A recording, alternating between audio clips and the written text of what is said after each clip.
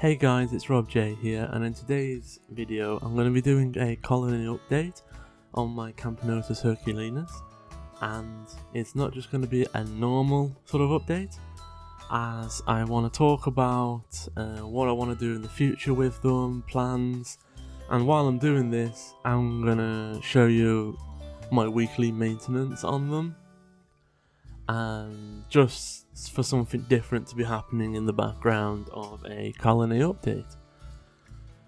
So, I will just say that they're really slow growing ants, so a lot of my plans are being forced to slow down.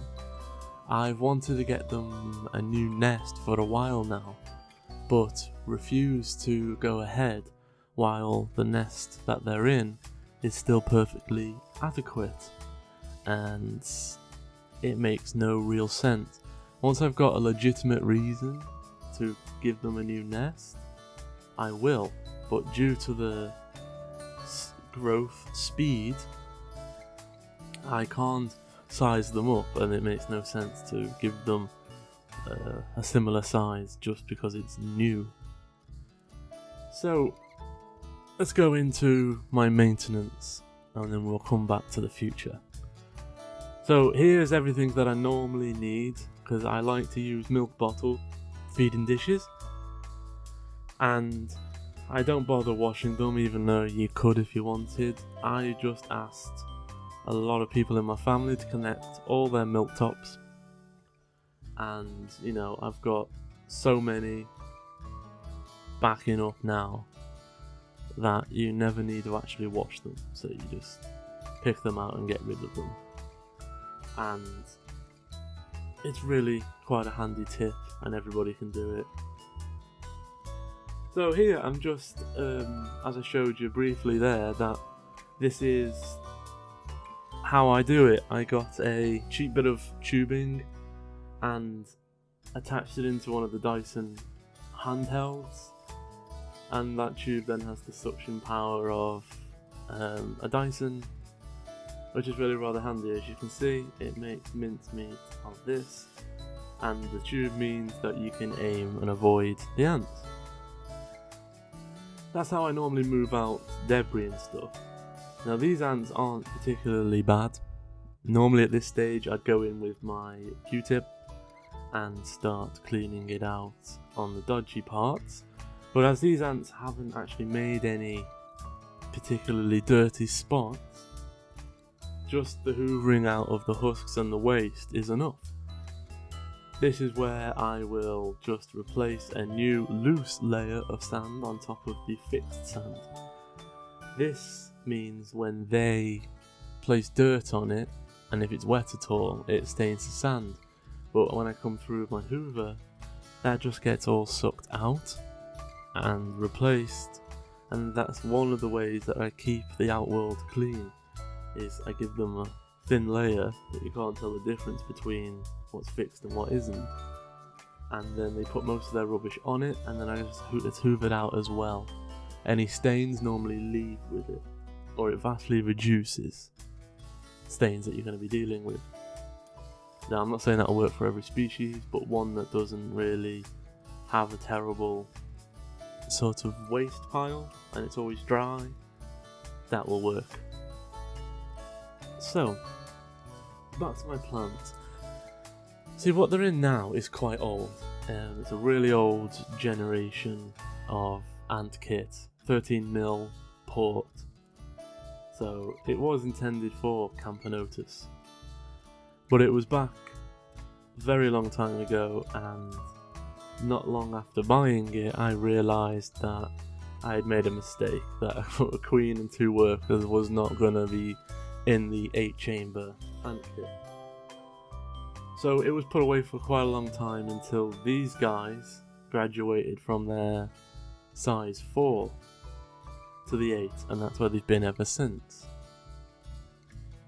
And as you can see, they have done some exceptional growing. If you want to go back and check out some of the videos, go back to the early days of the size 4 and you'll see what I mean. So I'm happy with the progress, but these colonies don't grow fast. We're talking many years to get them here, and where I want them to be, a few more years to go.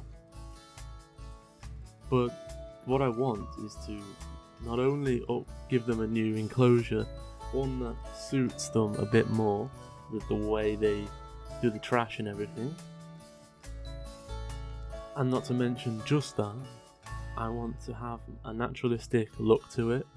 I want it to be coloured, not see-through, and I want it to sort of give them a same sort of space to share, and that sort of thing. I haven't actually decided on a nest, but there are quite many options along them lines now available.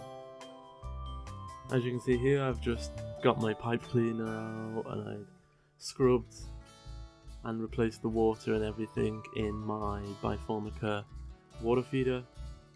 They're a brilliant little thing for feeding your ants reliably. I pretty much only use that. I think I used to be ant kit all the way, and then I tried out these in a review a few years ago, and I really liked them, and then Antkit stopped making theirs, so I moved 100% to them, and I've never looked back since.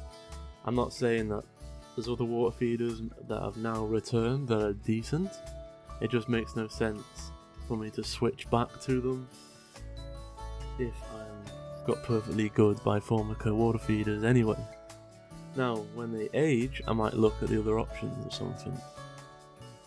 But if you want to know more about Biformica water feeders or the sunburst nectar that every single one of my colonies does well on, I can't recommend that enough. Even if you've got your own water feeders or you use test tubes or whatever, the Biformica sunburst nectar, that's probably my biggest tip, because not only does it make the ant keeping easier, the amount of energy and ease of use and accepted the ants take it makes my life a lot easier. Adding a bit of that and then only other proteins. As you can see here, I thought we would have a good look inside the nest, and I'm really quite chuffed at this. You've got virtually every stage, and I think the just laid eggs are in the next chamber, but you had the cocoons and everything there, and it was really rather nice. As you can see, this ant kit nest is really old, and the reason I mentioned that I want them in a coloured unit next time is because the way the hydration unit works in acrylic nests is a capillary action, which works both ways. It doesn't just help the water get into the chamber. If the ants put a bit of dirt, even a bit, on the water in one of the creases, what happens then is it stains the water, and then the capillary action goes the other way, and then you have all this dirt inside your walls.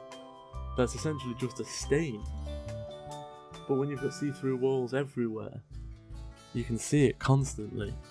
Man, there's no way around it. Because I tried for a long time. I bought 2 size 8s, and I would switch them periodically. But the stress I was causing the ants doing it just so I could have a pretty nest. Not clean. No, that's actually clean. What it is stained, and the ants, as you can see, are thriving, and me prodding around and poking and unscrewing it with them inside and tiffing them into their outworld and stressing everybody out just to give them another nest that they're going to do the exact same thing to. I stopped that practice. Anyway guys, I hope you've enjoyed this bit of a different catch up on the Camponotus ants, and I hope you've enjoyed, and I'll catch you in the next video. And if you haven't already, why not take a look over at my Facebook group. Thanks a lot, bye now.